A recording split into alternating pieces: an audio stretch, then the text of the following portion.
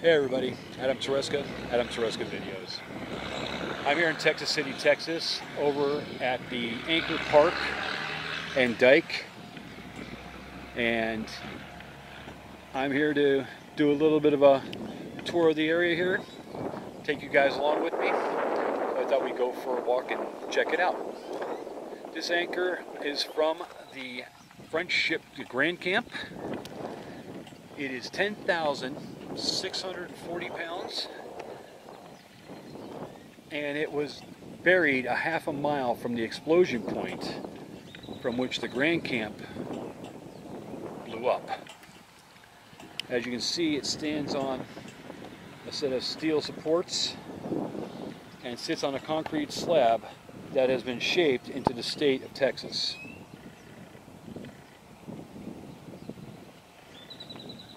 Some details on this anchor as listed here. I hope you can see it, but I'm going to read it to you anyway just in case there's too much glare. It reads, 9:12 a.m. April 16th, 1947. The French freighter Grand Camp exploded, setting off a disaster that killed 576, injured 5,000, and destroyed $67 million in property. Keeping in mind that is 1947 dollars. This 10,640 pound anchor was found buried half a mile from the scene of the explosion. The explosion sent this over 5-ton anchor away from the ship when it blew up. That is unbelievable, and the strength of that explosion is not something to take lightly. Now, we're not necessarily going to go over in this area here where I'm going to show you now, but there is a park. They got some slides and some swing sets and stuff like that for the kids to play on. You have a gazebo that you can have a nice lunch on. There's benches to sit at. And it's a very nice little place to sit back, relax, reminisce, whatever it is you might choose to do. We're going to take a little bit of a walk, and we're going to check out some of the other areas of interest and see if what we can find. Let's enjoy our little hike today. Now over here, as you can see by the fences, we have some baseball/softball fields over here. Not well marked, but they're there. And it looks like you can do some baseball games or softball games. So you can get you close in there. You can see the fences for, I guess, where you'd bat.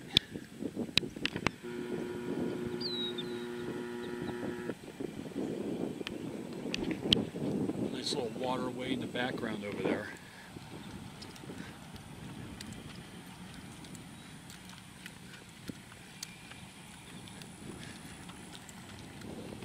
Nice walkway here. They even got stripes on it so you can have two-way traffic coming through here with bicyclists and runners and stuff. And as you can see here on the sign, this is the Anchor Park, April 16th, 1962. That would be the 15th anniversary of the Grand Camp explosion and the Texas City disaster. I'm not the smallest guy in the world by any stretch of the imagination, but my butt isn't that big where I need a chair that large. But they're pretty cool to check out, aren't they?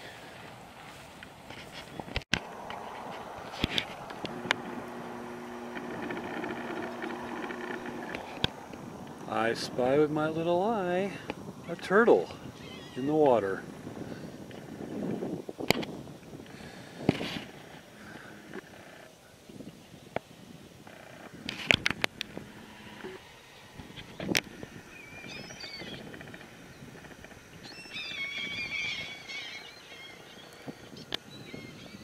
Little guy just swimming right along.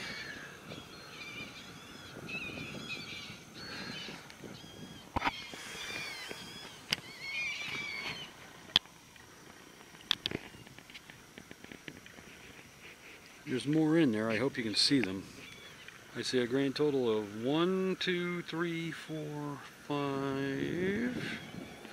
5 that I can see with my bare eyes right now.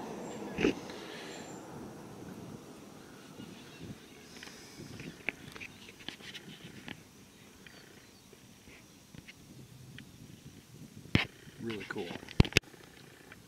And we got this guy over here in the creek as well. Is that cool or what? Very nice. When you see a ship's propeller on the land, the only thing you can think of is something wrong. And look at the size of that propeller. I can't get close enough to it without completely losing it out. But this is the propeller of the SS High Flyer. The SS High Flyer exploded in the main slip on 4/17/1947 after being set on fire by the SS Grand Camp, which exploded in the North Slip the day before. It is dedicated in the memory of those who died and in honor of those who survived to make Texas City a safer and better place in which to live and work.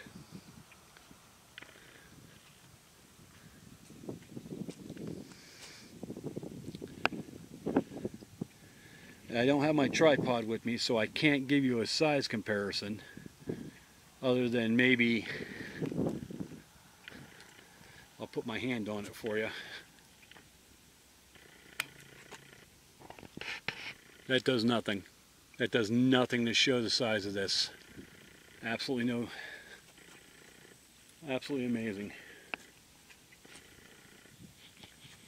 And here's a historical marker that gives you a story. That's a story on the disaster. And because it may be hard to read, difficult to read, I'll read it out loud. And it states the Texas City disaster. On April 16, 1947, 3 ships, the Grand Camp, the High Flyer, of which we just looked at the propeller, and the Wilson B. Keene were docked in the Texas City port. They were loaded with cargo, including ammonium nitrate fertilizer bound for Europe to assist the post-World War II recovery effort. At 8:33 a.m., the Texas City Fire Department responded to a call for assistance with a fire on the Grand Camp.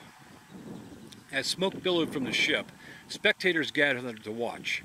The Grand Camp exploded at 9:12 a.m. with a tremendous force that was felt for miles around.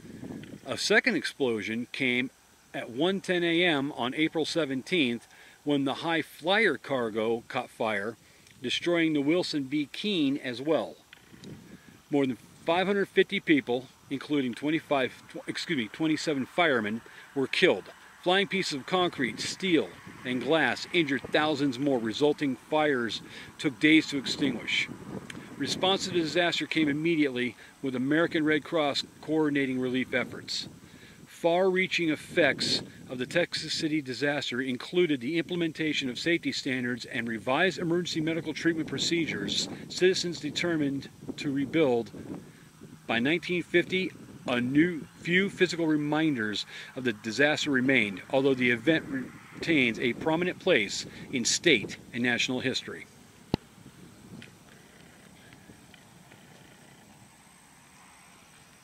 Yeah, I've read where it had been felt all the way up in Louisiana with the explosion and the destruction of those 3 ships. It really sets you in place to make sure that you don't take anything for granted in life, because life is so fleeting.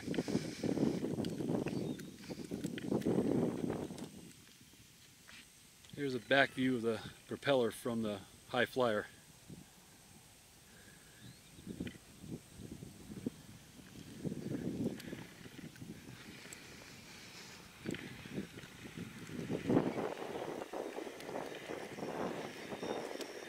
Perseverance of the town was in full effect. They brought the place back. Safety procedures are unprecedented high standards nowadays.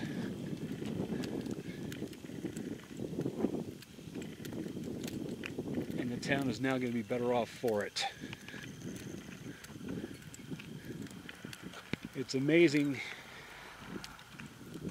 when people can come together for a common good. And in the way the world is currently, it's actually a shame that it seems as if we may never see that again. I hope I'm wrong, but I'm not counting on it. Texas City is really warm to me.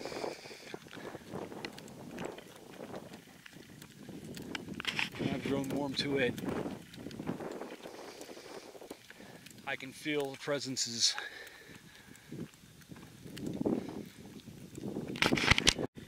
All right, now we're over by Galveston Bay on the Texas City side. Construction site area going on right now, so I can't go any farther than this. And I'm going to abide by those laws.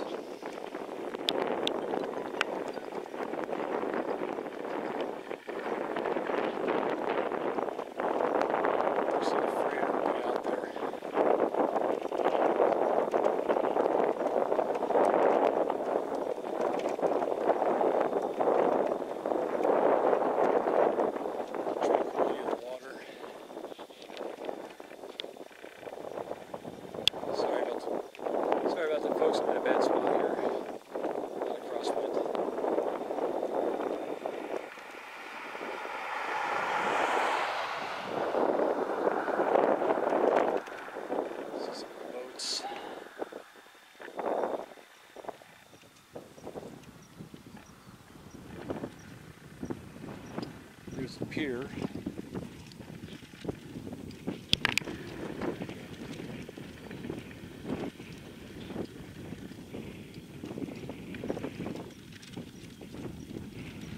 That pier over there is over 5.5 miles, almost 5.5 miles long. And just incredible views as far as the eye can see. Beautiful. How about the size of this little warbird, huh?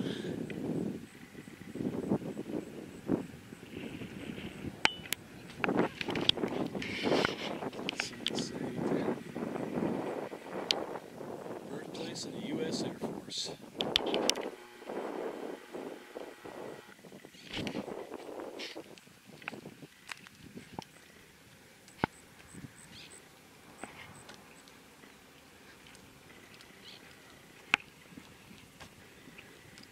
Retired, looks like a retired fighter jet here for the Air Force. And then we have this old guy right here, Spirit of Texas City. Now I don't know if this is a real plane, if this is a mock-up. Looks like it could be a mock-up. I'll have to presume it's a mock-up, but it could be wrong. Well, let's read the placards and we'll get the facts on it. Okay. So it says here, and I'll read it off because of the fact that the placard is weathered, that this is the replica of a 1913 vintage airplane. The first Provisional Aero Squadron was organized in Texas City, March 5, 1913. 9 of the 12 airplanes assigned to the United States Army were located on an airfield immediately south of this location. Where tents served as hangars, this replica biplane, Type H Signal Corps SC-9, represents one of the first flying machines used by the Signal Corps in training, reconnaissance, and communications before World War I. Fred Sandberg did the replica design, Jesse Ponce and Douglas Edwards did the research, and Raymond Guidry did the assembly. With a wingspan of 38 to 40 feet, a length of approximately 22 feet, a cruising speed of 56 miles per hour, with a 70 horsepower Renault engine, a range of 247 miles with a crew of 2. The manufacturer was a Burgess Company and Curtis of Marblehead, Massachusetts. First manufacturer in the U.S. to be licensed under the Wright Brothers patent. Delivery, June 1st, 1912 at College Park, Maryland, at a cost of $7,500 in 1912 money. Sheet aluminum was used to enclose the forward fuselage. Fabric covered the rest of the machine.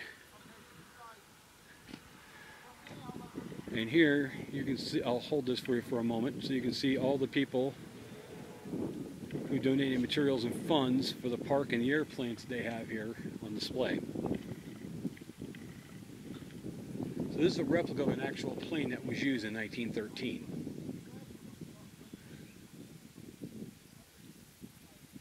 Sadly, I wouldn't be surprised if all of them were scrapped long ago. But here you can see the wingspan.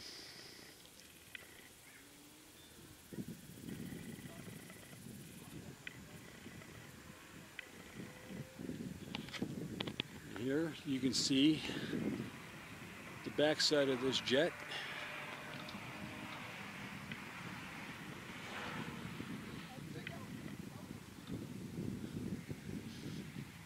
And let me back up a little bit more.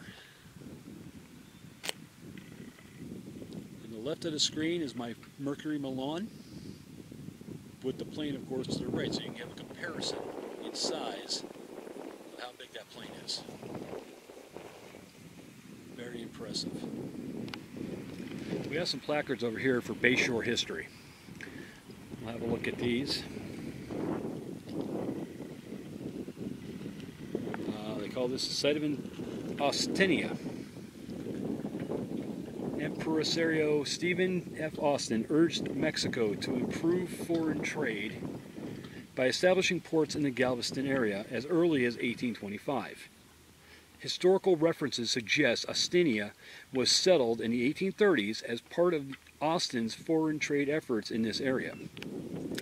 The original site of Austinia was located on the coastal property owned by Austin 1 mile north of this site. After Austin's death in 1836, his sister, Emily Austin Bryan Perry, became sole proprietor of the village of Austintina. In 1837, George L. Hamilton and partners petitioned the Republic of Texas for a charter to construct a railroad from Austintina, where the main office was to be located, southwest to Bolivar on the Brazos. The railroad was part of a venture connecting Galveston with the mainland to tap the trade of the fertile Brazos River Valley.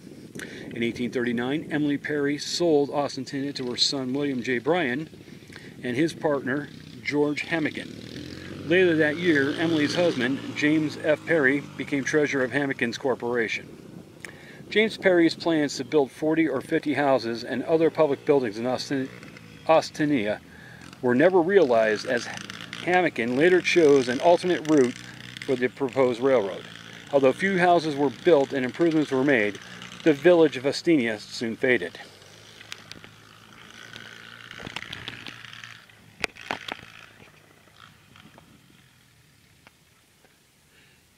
On this plaque, William Jefferson Jones, September 27, 1810 to May 5, 1897. Virginia native William Jefferson Jones received his license to practice law at the age of 19.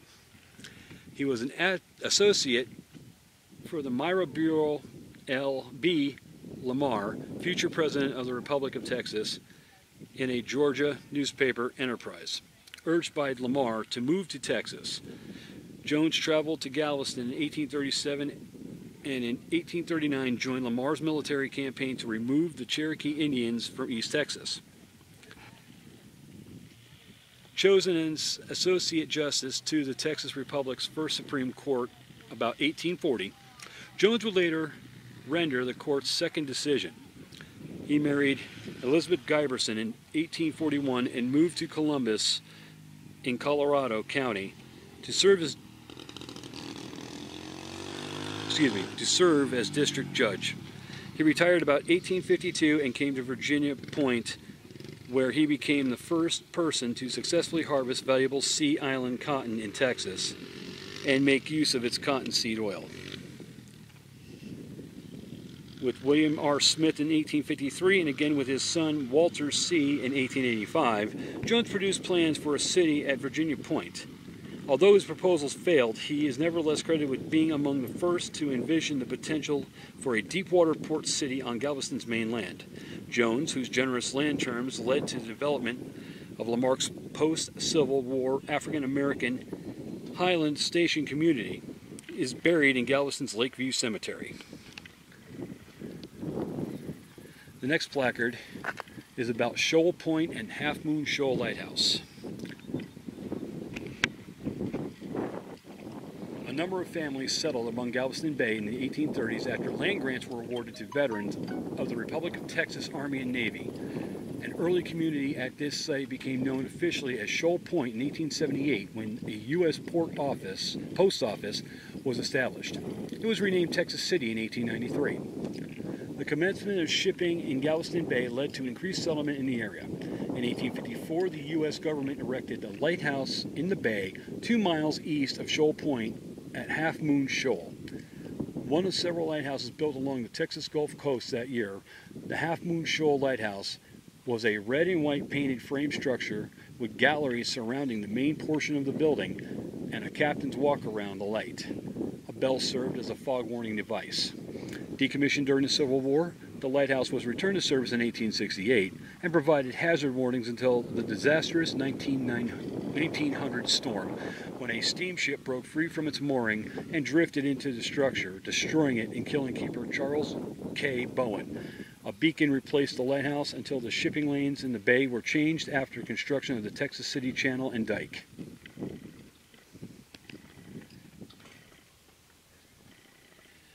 The Old Bay Lake Ranch, half-mile northwest. Established by Guy M. Bryan, 1821 to 1901, nephew of Stephen F. Austin, father of Texas, Bryan was one of the couriers for William B. Travis's Alamo letter, served in state legislature, where he was a Speaker of the House and U.S. Congress, aide to Confederate President Davis, and a colonel in the Army in the Civil War. And Waddell's Corner, 9th Street and 4th Avenue South, on early trail into Texas City. Site childhood home of Jimmy and Walter Waddell aviation pioneers. Jimmy designed, built, raced planes with financier Harry Williams, operated early airline at time of death in crash, held world's plane speed record. Walter died in a later air disaster. Interesting piece of history there for the Bay Shore. By the way, 9th Avenue and 4th, was it 9th, where was that again here? Oh, here you go, 9th Street and 4th Avenue South on early trail into Texas City. That's not far from where we're at right now. We come over here and we have the U.S. Army camp at Texas City. An increasing number of disturbances along Texas Rio Grande border after Civil War broke out in Mexico in 1910 prompted U.S. President William Taft to consider increasing the U.S. military presence in the area. Hugh B. Moore, Texas City Terminal Railway executive, and Augustus B. Wolven, developer of Texas City's port and owner of a steamship line, persuaded U.S. officials to establish an Army camp in Texas City as a strategic point for possible troop movements into Mexico. In March 1913, approximately 14,000 Army personnel comprising 3 infantry brigades, 1 regiment each of cavalry and field artillery, 1 battalion of engineers, 1 signal corps company, 1 field bakery, 1 field hospital, and an aviation squadron set up camp here in an open field just north of town. The Army camp's air squadron was the first of its kind in the nation. Pilots of the 8 aircraft located here set flight records for distance and speed, and entertained spectators with flying exhibitions. A local economic boom brought on by the camp ended abruptly when a major hurricane destroyed the camp and damaged some buildings in Texas City in 1915. The camp was not restored, and many of the personnel were later stationed along the Texas-Mexico border. And And this one here is entirely too battered and beat up to see. I will film it for you to do the best I can, but this is going to probably be too badly weathered. I can barely read it myself. Hopefully you're able to see it.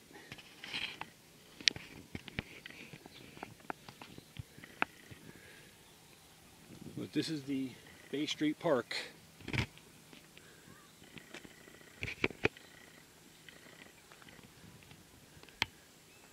Here in Texas City.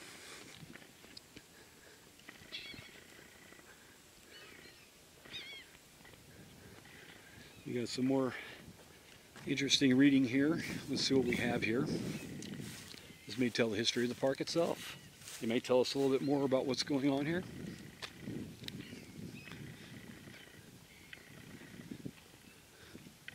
The park was made in May of 1990. It was developed. I'll go slow for you so you can all read it.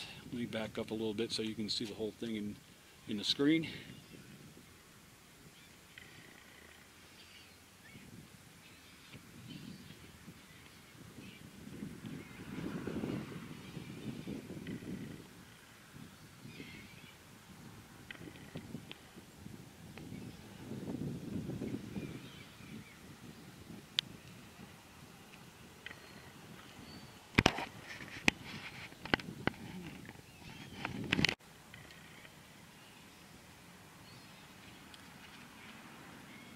Again, I'll go slow so you can read the whole thing. Hopefully on a bigger screen you'll be able to see this easier.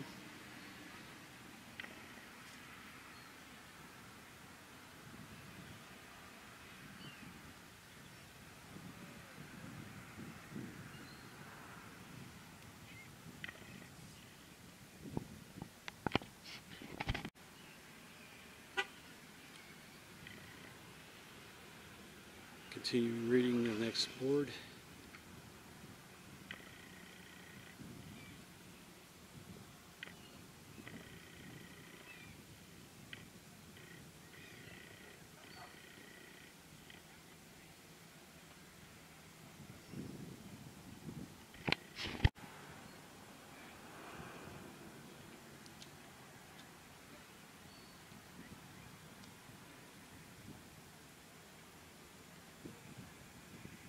This is the fourth board.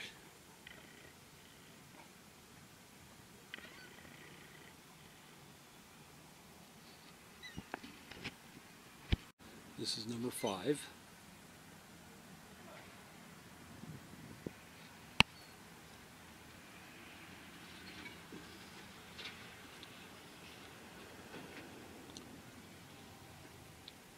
I think it's easier for you guys to read this material like this on these boards than it is for me to read them to you. But a lot of great information. This is board number 6.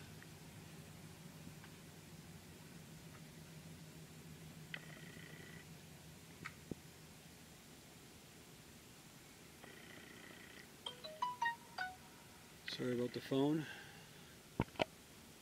I have my ringer on in case my wife or daughter call me. On this side it tells us about the birds of Texas City on this board.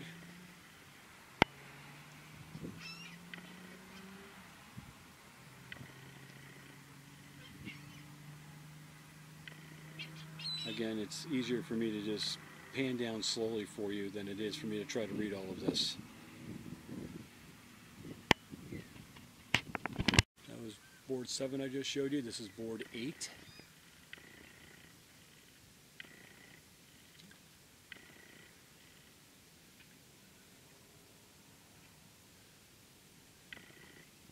And I've probably seen at least one of all of these animals here of the birds of Texas City. And they are absolutely beautiful. This 9th board actually gives you the Texas connections with the Latin American bird migration.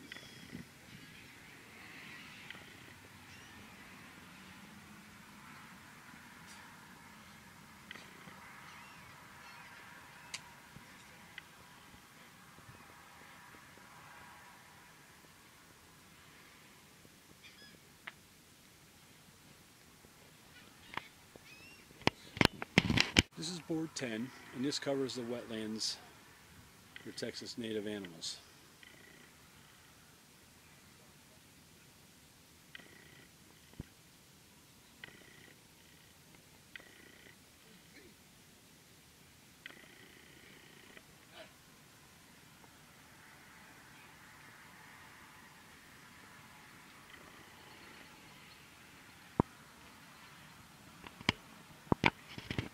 And this final board will be the Texas City Prairie Preserve, Galveston County, Texas, 2,313.62 acres.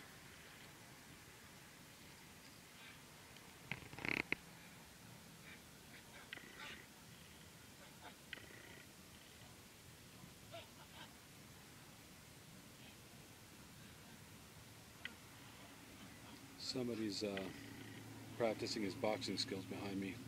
Is that what that noise is?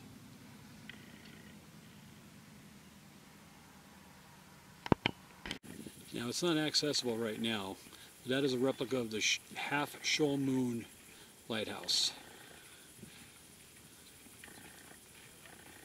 As soon as available to get to it sooner, I will get to it at a later date once the opportunity allows me and once it's opened up in that area for which we can get there. Due to construction, they have that area closed off, but from the Bay Street Park I was able to get to see it.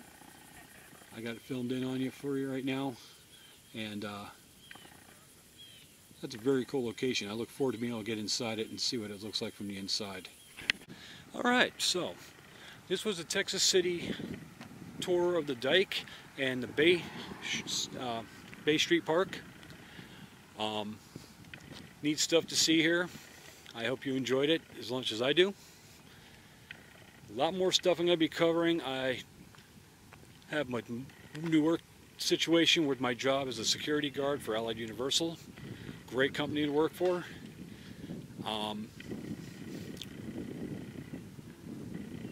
So I'll be putting out videos as often as I can.